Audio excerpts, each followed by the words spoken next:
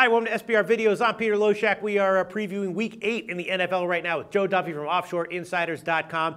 Joe Duffy takes all the games that none of the other handicappers want to touch. We just covered one, Houston, Tennessee. That's certainly understandable why that would be. And here I think we have another one. No question why no one else would want to touch the Seattle Carolina game. Joe Duffy, thanks for being back with us. Thank you, Peter. All right, but you did this last week, 5-1 against the spread last week. You did this all year long, 26-21 against the spread overall in the year. And you did it 2 years ago, or last year with us, and 56%, I think, overall in NFL. And you did even better during the regular season. So, you know, you're certainly holding your own with these kinds of games, Joe. Yeah, no, that's what happens when you got 27 years of experience. I did pick up one or two things along the way. And like I said, I was betting and handicapping long before that. All right, well, Seattle, Carolina is a game we're going to cover right now. We'll see what you have to say about it. First, give a plug for OffshoreInsiders.com. Well, no, as I said, I was literally, I think, born to be a handicapper. I started doing some amateur handicapping in my preteens. It's a long story. I've told it on some of my own videos. But basically been doing this my entire adult life as a professional and betting. Before that,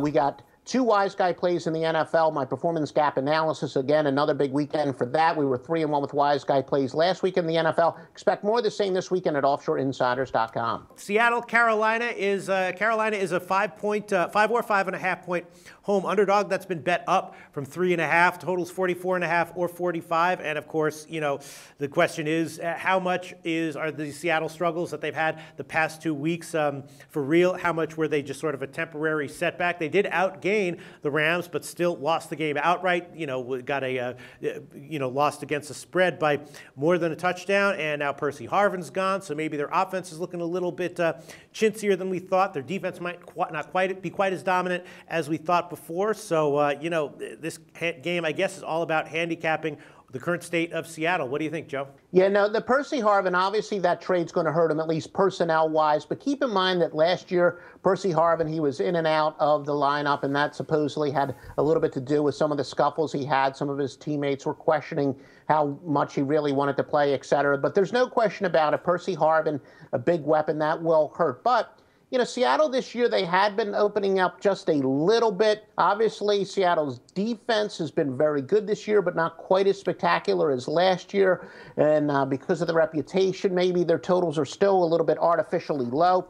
Now, Carolina, obviously, they played some good quarterbacks recently. Ben Roethlisberger, Joe Flacco, who during the regular season is okay. Jay Cutler, as we know, can be spectacular one week and so-so the next week. Same for Andy Dalton, Aaron Rodgers. But those quarterbacks, their last 5 games, they have a cumulative 118.7 passer rating against Carolina. Now, to put that in perspective, Peyton Manning leads the league at 118.2. So teams have been passing with enormous success against Carolina this year. As I said, you know, time and time again, Russell Wilson, I believe, is the most underrated quarterback in the NFL, not necessarily as a passer, which when it comes to totals, I'm talking about you know, his ability to keep plays alive with his feet and also his ability to compete the short pass. So that's not necessarily 100% true when it comes to the totals, but he is better at passing downfield than people think. And against Carolina, every reason for Darrell Bevell to open things up.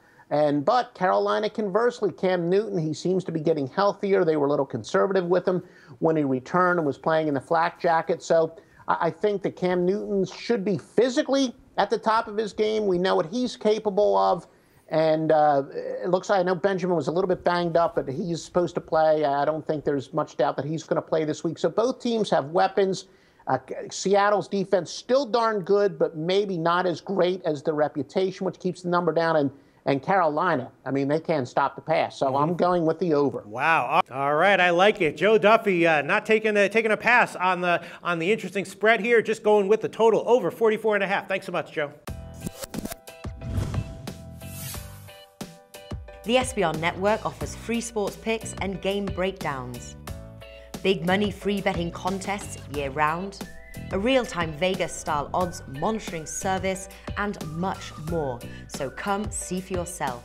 To stay updated on SBR news and promotions, follow us on Twitter, Facebook, and Google+, and do be sure to subscribe to the Sportsbook Review YouTube channel to catch all our daily sports shows.